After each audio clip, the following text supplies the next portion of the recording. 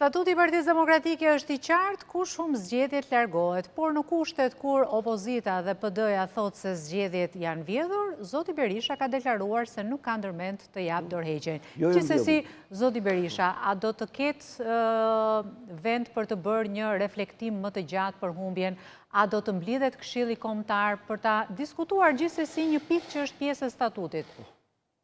Tani, spari statuti është shumë në rregull, por statuti nuk flet për farsë.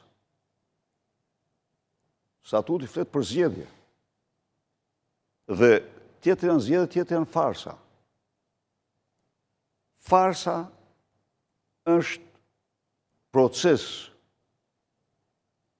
i shkatrimit të procesit zgjedhor dhe i zërënësimit procesit zgjedhor, me një proces në të cilin kur opozita nuk fiton. Jo. Tani,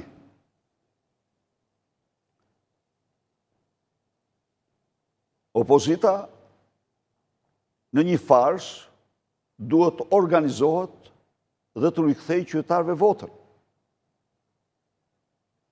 Ky është mision.